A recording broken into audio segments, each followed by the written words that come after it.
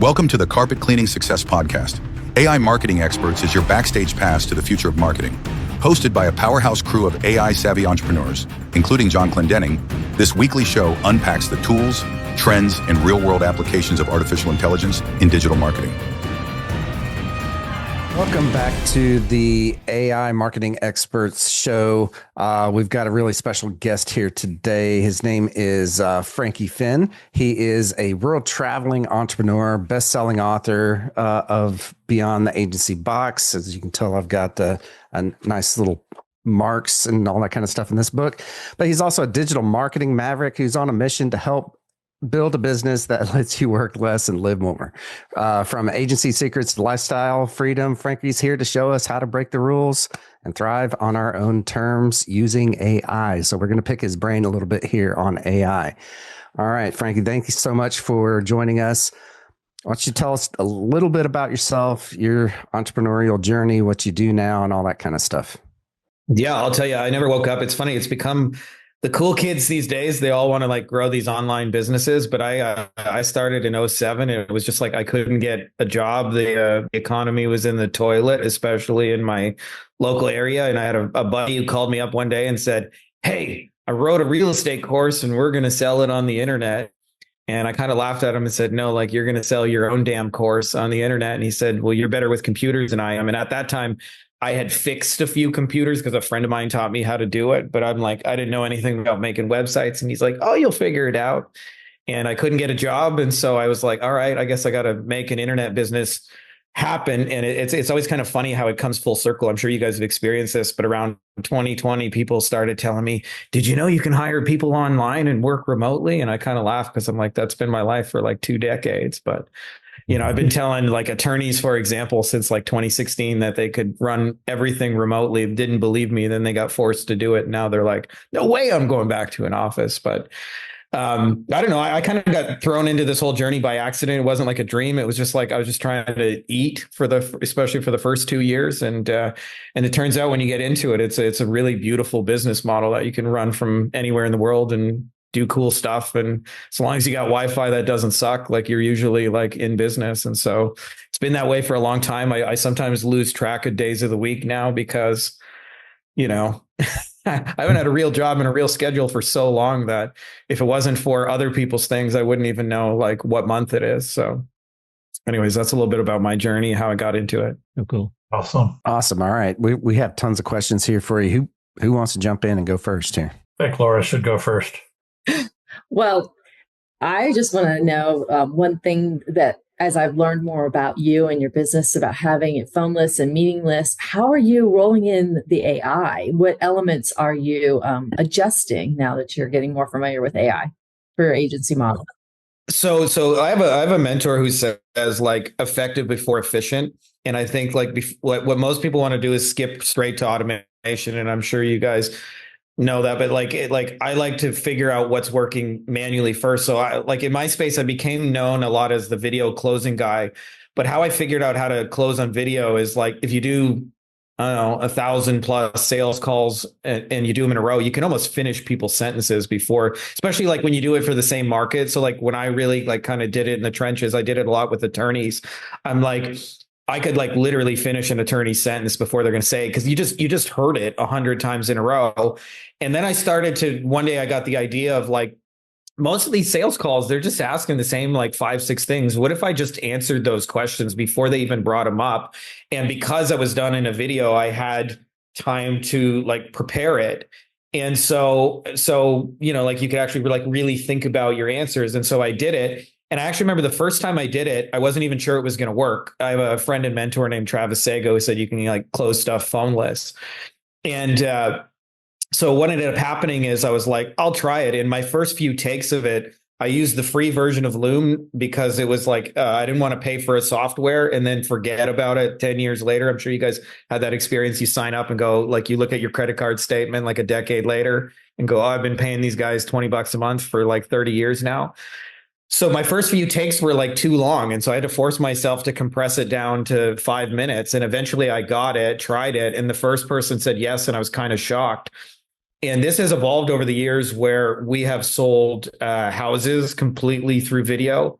I sold a single car, not cars plural, but we sold a car entirely through video. We've sold investments, crypto, and masterminds. And then what I realized is after doing it, that most of the work is actually not necessarily in recording a video explaining what you do, but it's actually the hour it takes to generate the presentation beforehand. And so I built my own custom AI tools so that I can just tell it a little bit about what I'm selling and it'll auto generate those presentations. But it's really just comes out of like, do enough conversations with people, you know what they're going to ask you before they ask. Now let's bring AI and automation to that. So I trained it on, like, for example, a big part of what makes it work is I grew up where we were poor, so I never had like cable or satellite. We had like 4 channels and bunny ears, and I'd hit my brother Jordan, like, Jordan, don't move, like, you got it, don't move, like, channel 4 is coming.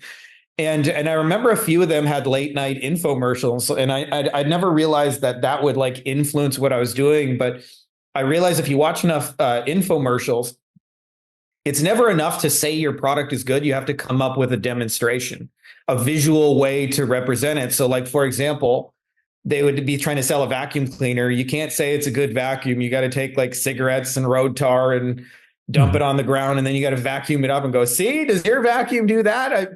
And I started to think about it especially because I got into selling services, and I was like, most times when you sell services, especially some sort of expertise, people don't get it. Like I've been trying to tell people what SEO is for like 20 years, and people still, like, my mom goes like, what is it you do again, Frankie? Like, what is it, ranking a website? Oh, it's Google. Like, this isn't illegal. You're not going to go to jail for it. Right? Like, no, Mom, I'm not going to jail for ranking websites. And what I realized in like years into the journey where it kind of overlapped, I was like, if you can show somebody visually like what's going to happen for them as a result of your sort of intangible thing, they'll get it in seconds. And so a big part of what I use AI now is to create visual demonstrations where within 3 to 5 seconds, somebody goes, oh, I get what you're trying to do. And it sounds really simple, but I'll give you an example that, like, we have a guy who sells Facebook ads in our mastermind, and he does it for like kitchen remodelers. And he was trying to explain to them the ins and outs in Facebook ads. And of course, they don't get it. They're general contractors. And I said, well, what actually happens for them? And he said, well, they either get a form fill or a phone call from somebody saying, hey, basically, I'm interested in a new kitchen, blah, blah, blah. And so we start the presentation, like, and I had AI suggested, I was like, let's just show an example form filled out if somebody said, I need a new kitchen, and let's play a phone call so they can hear an example phone call. And in 3 to 5 seconds, they get what you're doing for them, right? Like, you don't have to try and explain the ins and outs and complexities of Facebook ads. But now I've been able to train our own sort of custom GPTs and AI models on that. And then the next evolution we're sort of building is I'm creating tools that will even create the entire presentation, including the slides and the visuals, so that all you got to do is tell it 2-3 sentences about what you're trying to sell.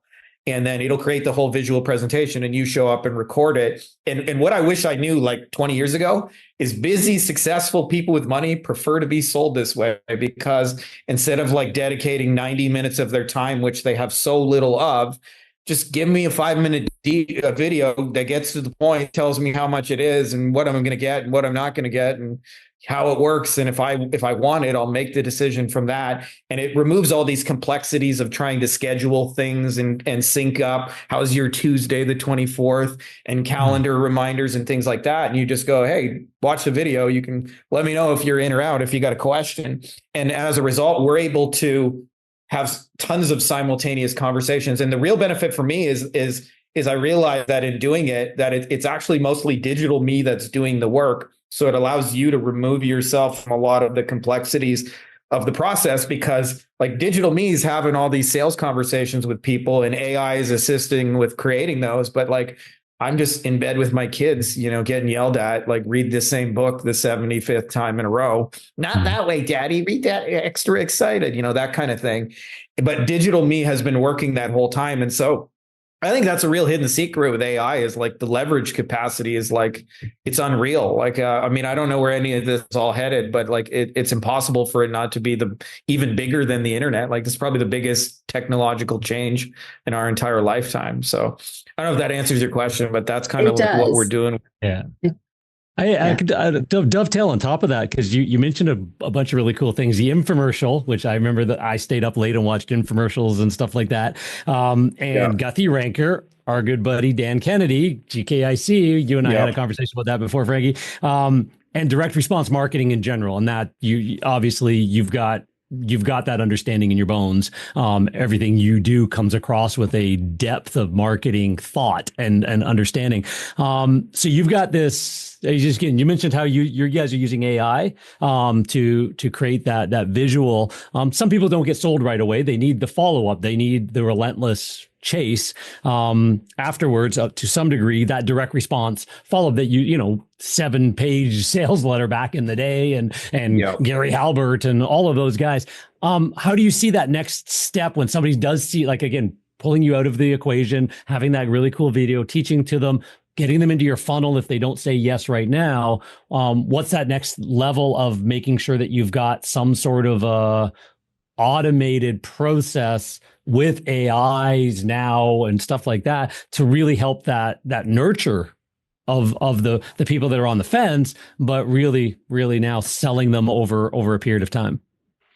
Yeah, I'll tell you a little bit of the influence that I have in that, because it'll help you kind of understand how I see ads these days. I remember there was a period of time, a friend and mentor named Ken Hardison, who's big in the attorney space. He invited me to one of my masterminds, and after 10 years, I decided to no longer do my SEO agency.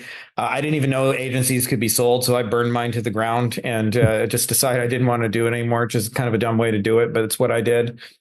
And I was just kind of burnt out from it all. And it was about a year later, but Ken invited me to one of his masterminds, his highest level mastermind with like the biggest attorneys on earth, the guys you see on all the billboards and stuff, and they're all in a meeting in Las Vegas.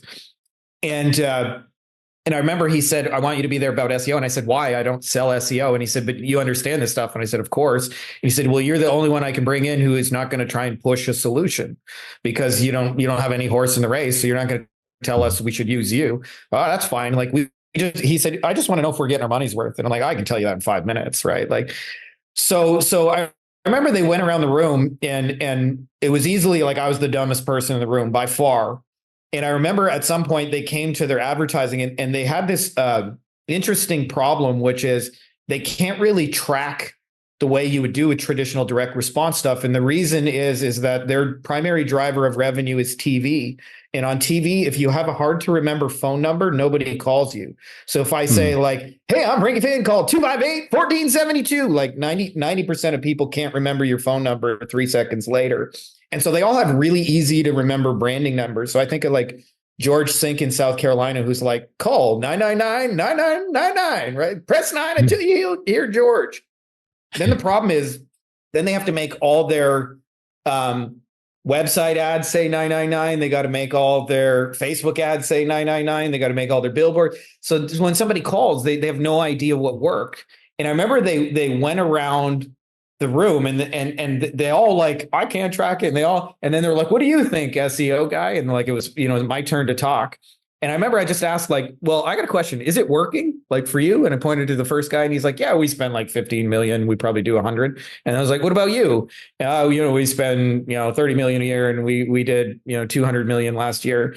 And I went through and like all of them, it worked like substantially. And I was like, who fucking cares if it's working? Just do more of it, right? Why do you got to track it down to the penny?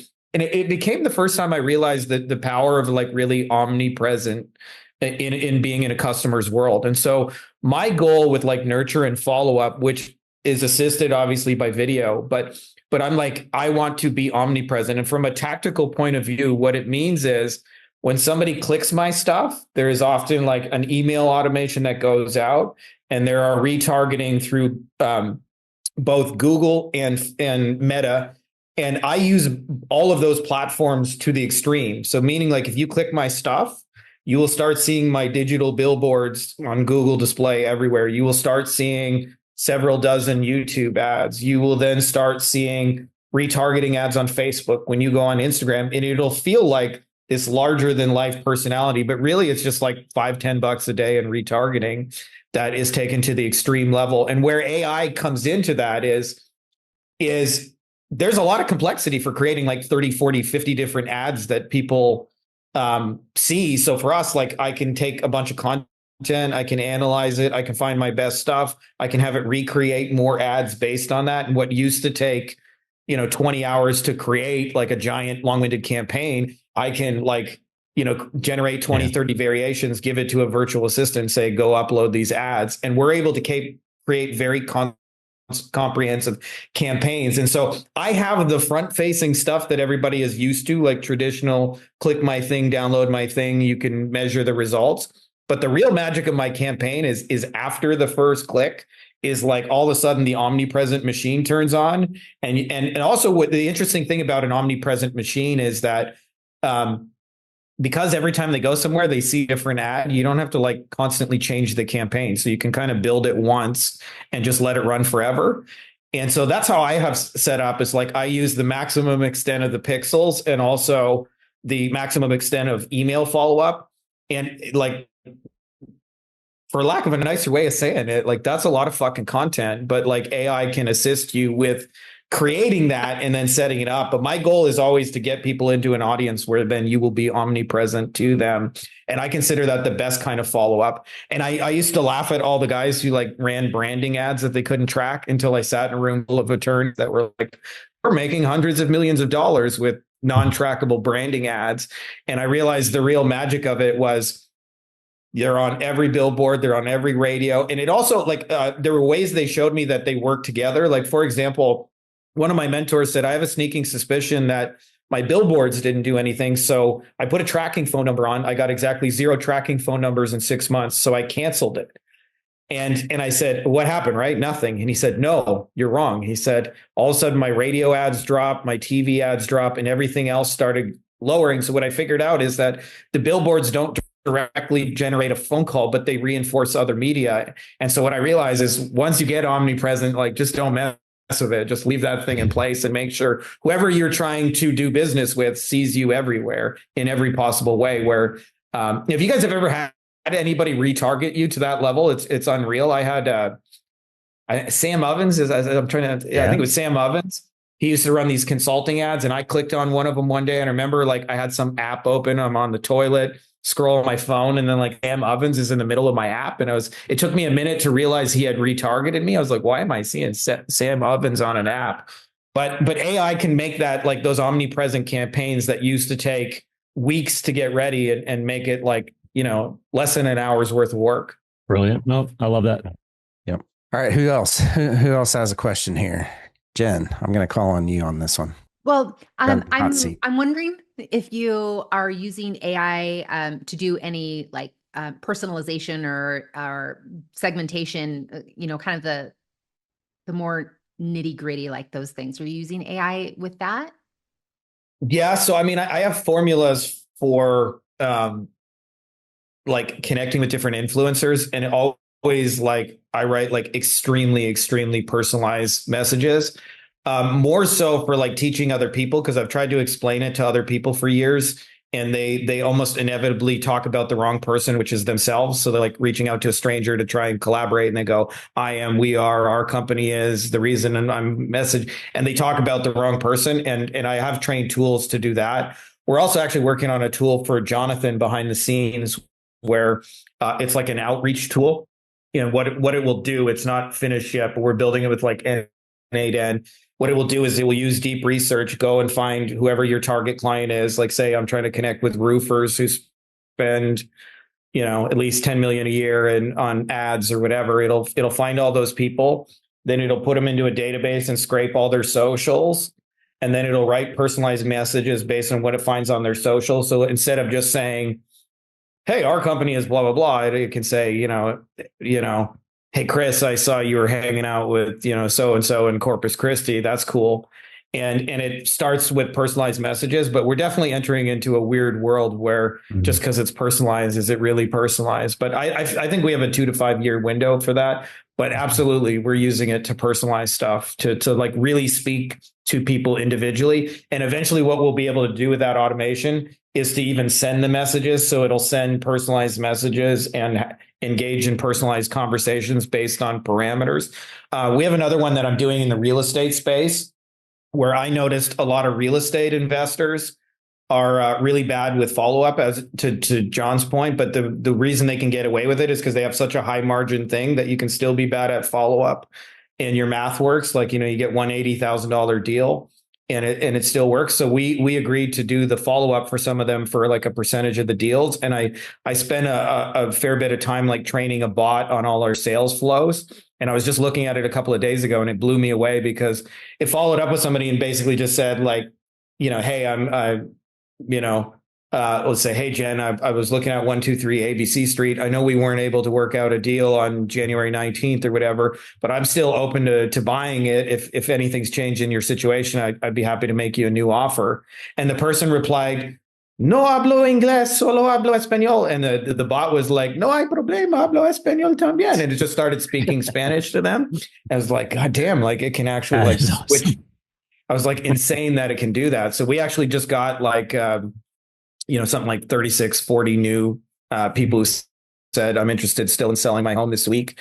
And all of that, to your point, was like, it's programmed on personalize it based on when we talked, what we talked about, like basically everything that's in their database. It's like, it has a list of all their notes. And so it personalized based on that. So like, it's not like a person gets a text message and feels like this is the same blanket text message that gets sent to everyone, even though it is, and that those personalization factors give us extremely high rates of reply because they feel like they're talking one-to-one, and they're really just engaging with CloseBot.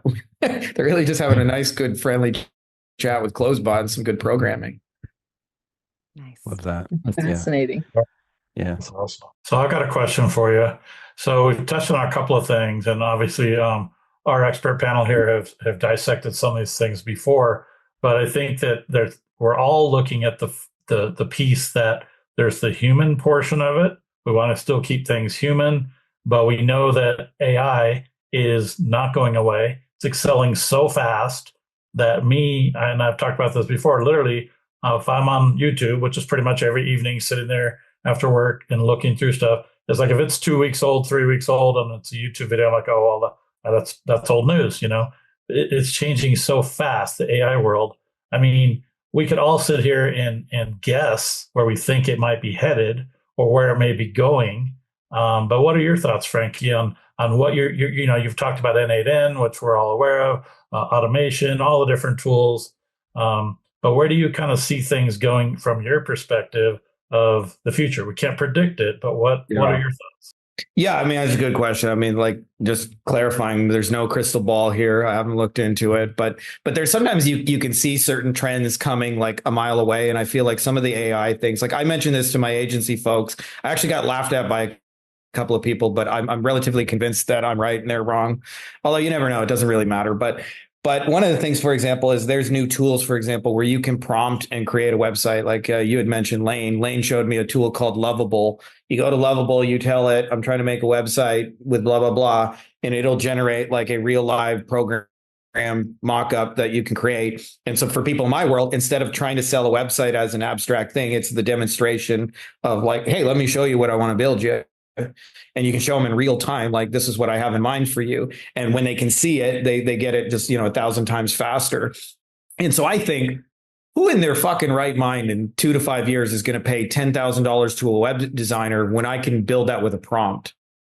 Like, okay, web designers will tell you, well, there's always going to be a market. And I'm not saying there won't be, at least for a time, but like when those tools and things start to become mainstream, like, if you told people in 1995 that you would buy everything you own from Amazon and you would tell Siri to just order it to your house or whatever, they probably would have laughed at you, but that's just how it is now. So I really feel like, AI is coming one form or another, but I always look at business like one problem solved creates a new one. Like I experienced this in an agency. Step one, any service business, you're just trying to get business in the door. And then when you get it, all of a sudden you have this new problem called I have to fulfill on it. And then when you figure out how to sell and fulfill on it, now you got this new problem called I got to hire people. And then that creates this new problem called now I got to manage a team of people. And that creates a new problem called like, hey, we got really big and massive. And now the entire quality of everything has slipped. And, we're everything we hate and it's corporate-y and all those kind of things. And it just moves forward the problem. It never ends. So one of the things that I anticipate, like a new problem, is all of a sudden there's going to be a flood of AI tools. And I was at a conference speaking for contractors, and they brought me in as like to just show them some like basics of AI. And I'm talking like real basics. Like, hey, did you know I could write an article? No way. And I remember at the start of the presentation, I said, hey, put your hand up if you know what ChatGPT is.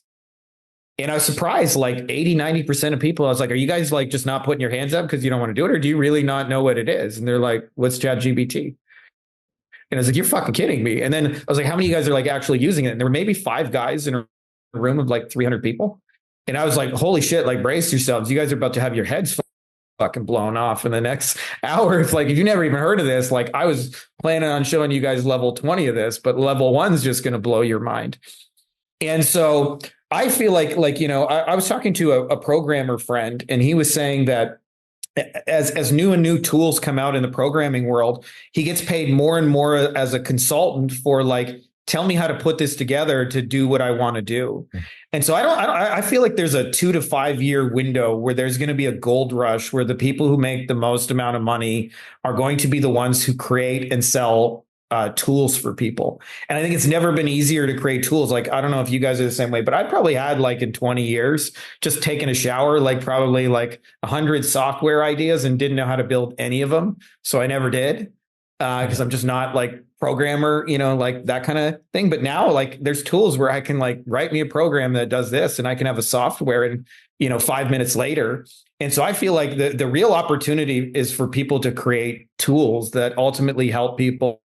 Because most people like I'll give you a really simple example. I created on a live presentation. So I found out a lot of people are using ChatGPT. They take a picture of what's in their fridge and they say, you know, tell me what I can make out of this. And it gives them recipes. Well, anybody here in this room could do that in 2 sentences, but I promise you, most people will be like, what do I say? What do I type in here? How do I get it to tell me what? And so if you just have a custom GPT that says, give me a picture in your fridge, and it's already programmed with the explanation of, and then, you know, tell me how to make the recipe and give me a step-by-step. Like that's going to be a valuable tool to a lot of people. And even though like that's a really, really simple tool, most people like are just going to look at it with the blank screen of death. What do I say? What do I do? And everybody here, you guys are all at an advantage because in a lot of ways, it's like a team. Like when you train your staff, the first time you have an employee, you give them these half-assed instructions and you get half-assed work back and you go, what the hell? And you think your employees are stupid. And then eventually you figure out like, I have to be very, very specific about what I actually want as a finished product and give them as much context as possible. And AI is the same thing. Like to get what you want, you have to be very clear on what you actually want as an output. I don't think most people can do that. So like to me, like the advantage of like, I'm the guy who made the app that just upload a picture of what's in your fridge and I'll tell you what to make for dinner. Like the opportunity on those things are massive. And there's tools like Pickaxe where you can embed a custom GPT on a site where they can set it up where the person can use it 5 or 10 times for free. And then after a certain period of time, it says you got to buy credits to keep going. Like you can literally make money creating AI tools and giving them away for free.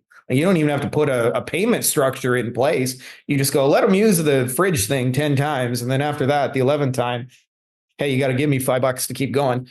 And, or, you know, whatever. And I feel like we're entering a world where, okay, yeah, there's all these awesome tools. Think about this. Like, we don't know how to make fucking sense of this and everything that's evolving. Imagine somebody who has not yet even one time opened ChatGPT, how overwhelming it is. Like we're in a world where like, holy shit, like 10 new tools came out while we were just talking here in the last 5 minutes. Like, and it's evolved like in ways I don't think most people really understand, but I'm just gonna show you guys an example. But every single person in my family like has their own little song.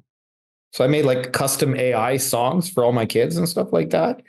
And actually, I'll play you guys just a little outrageous one. But you guys know "The Baby Got Back" by Sir Mix-a-Lot. Yeah, I turned that into a country song. Oh, it's not going to play through. Oh, we're not hearing it. No. oh, there it is. Brothers can't deny that when a girl walks in with her itty bitty waist and around thing in your face, she gets sprung. So I won't play the whole song for you, but point being is like most people are going to be completely overwhelmed with this tech. I also see Brad, like another new problem that's already emerging, and I think it's going to get more pronounced, is one of the side effects of AI is because you can output 1,000 times more stuff than you could before. there's also 1,000 more things to be responsible for. So like the overwhelm from this is going to be massive. And so like people are going to need people to navigate it, make sense of it. Like if we're overwhelmed and we're mostly on top of it compared to most people, just think about somebody who's getting into this 5 years too late. And there's going to be a lot of those people. So I feel like there's going to be a 2 to 5 year window where you can like make obscene amounts of money creating tools that help people and assist them with processes. And they're still going to need your help as a human to figure out like, okay, how do I use this? What goes with what? What was that name of that tool again? Lovable.ai. Like there's going to be a lot. You're mentioning, Frankie, the contractors and stuff like that. So like, again, we all work with small businesses, home-based businesses, that kind of idea. And the first mover advantage is real and huge in it, even to our customers in the industry, which then becomes, so AI first mover advantage, you're going to get some credit, and then it's going to be the great equalizer. So I guess that question wiggles into when it comes to scale 2 to 5 years and it's the great equalizer. Everybody's got 100 pieces of content a day and everybody's website can, everybody's plugging in all their data to create rankings. The back in the day, you could get 10,000 backlinks from Russia and rank to the top of, page one instantly until they all got spammy and you had to disavow them. So we kind of get hey, there's a gold rush, which will then create a level playing field that then needs to be addressed as well. So any thoughts on that? Well, I actually think so this is a little bit counterintuitive, but I think like most marketing folks are because we're marketers, we're enamored by like the marketing tools and all the social media content you can create and how fast you can make a website and a landing page and Facebook ad. And I actually feel like the real opportunities to have completely blue oceans are going to be on fulfillment side of things, just boring, repetitive, stupid shit. I can think of 2 examples. One of them sitting right there, Mr. Chris Hunter.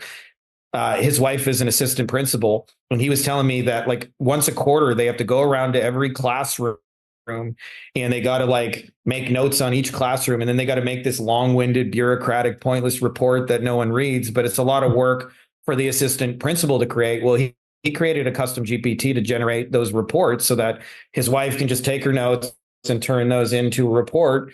And nobody at the school is even going to realize that was AI generated.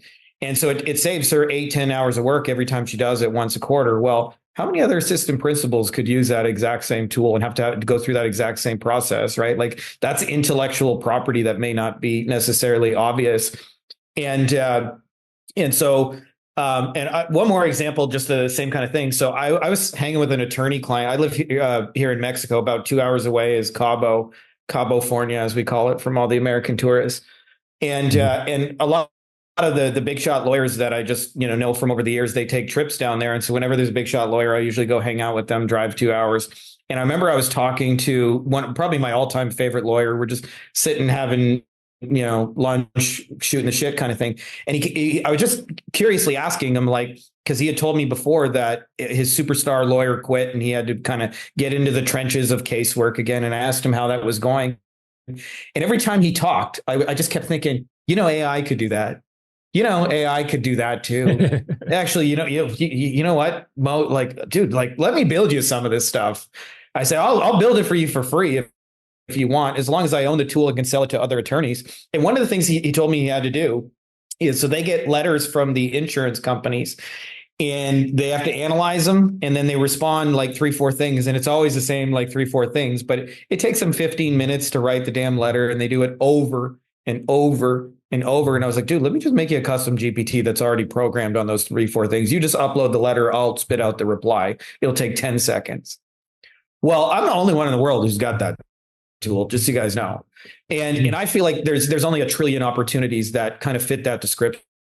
Is that marketers are going to be really enamored with chatbots and follow-up and ads. And trust me, it has all that potential. But I feel like the real blue ocean is like just that boring shit you got to do. I got to reply to the damn document again.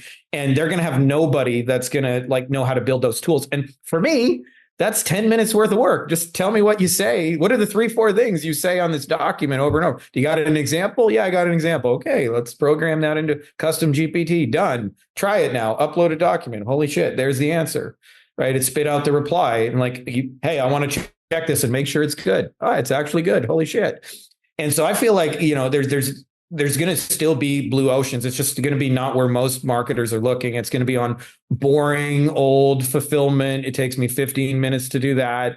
Bureaucratic process, things like that. Like, I feel like those things are, and the cool thing about AI from our perspective is that you can create tools that you rent to people that require no fulfillment on your part. So like, I can sell that tool I created for Mo 1,000 times, and I don't have to lift a finger any single time I deliver it. I just upload your document, and it saves them 10, 15 minutes every time they do it. And it's a way for them to buy back their time. So I feel like certainly it's going to be a weird space when you can't tell what videos are real. And it's like, does this influencer even really exist? Hey, we got a video of the crime, but is that an AI video? I can't even tell anymore. Did the person really do it? Like, there's going to be some weird stuff, but I feel like the opportunities, the boring, old, repetitive things people do 100 times, and nobody's getting all excited to go, I can automate boring, repetitive, bureaucratic shit. But that's where, by the way, that's because marketers are the first ones to discover AI. So they want to use it to its like marketing capacity. But I feel like fulfillment's really like boring things your customers and clients do in fulfillment. Like, that ain't never going to go out of style. And they're not going to have 1,000 people working on those problems. So by the way, my wife was just promoted to principal, right? This week. Well done. Was the first thing that she says to me after it all sunk in and all that kind of stuff. She's like, remember all those GPTs that you've been creating? I need you to create a whole bunch of these other ones for my assistant principal, because she's going to be brand spanking new assistant principal that she's got to help. Right. She's like, I've got to automate all this stuff. And I'm like, yes. All right, let's do it. Let's do it. Yeah. And so the first one that I created was a custom GPT for her that's trained on her, that is a personal assistant basically for her to help her with emails, because she's going to have tons of those, anyways. So yeah. And you're the only one who's got that tool, by the way. So far. Right. Yeah. So far, yeah. Right. But and I 100% agree on this whole, the boring stuff is really where the money's going to be in all sorts of things. And that goes for marketing, by the way, too. I mean, when it full circle, that's how we, all 5 of us, started this whole journey, was content. Content's the boring stuff, right? Yeah. No one wants to create the content, but that's where most people go to first. And that's honestly one of the first things that's going to get cut from most marketing budgets, I imagine, right? Is that piece right there. Yeah. I'm already seeing the SEO guys, by the way, on that say, well, they're not hiring writers anymore. Like, well, why would they? Yeah, that would have been 2 years ago, right? And we transitioned our writer to, you're going to be managing content now, not writing it. Okay. Yeah. So, well, Frankie, we're kind of at the end of our episode here, man. I really appreciate you coming on here and sharing all your wisdom. How can people get in touch with you? Well, you guys mentioned that I've got a book, but I also have a second one called Passive Automated Recurring Income. And it actually ties into a lot of what we were talking about here, which is, I believe, the way to create value for other people in a way that gives you freedom for you is to create and sell tools, and tools ultimately, the hammer is the deliverable, not you and your service and your expertise and things like that. So, you can program those things into people. And I think actually the book's not necessarily specific to just AI, but I think AI like really supercharges that capacity to find a group of people and a problem, create a tool, and rent access to the tool. Like I think about your, principal thing. You could rent that to, 1,000 different principals, and it would be no extra work for you to fulfill on that. And, can create recurring revenue in the same way that we all want recurring revenue, but without having to wake up every day and answer emails and questions about when do I get my report and things like that.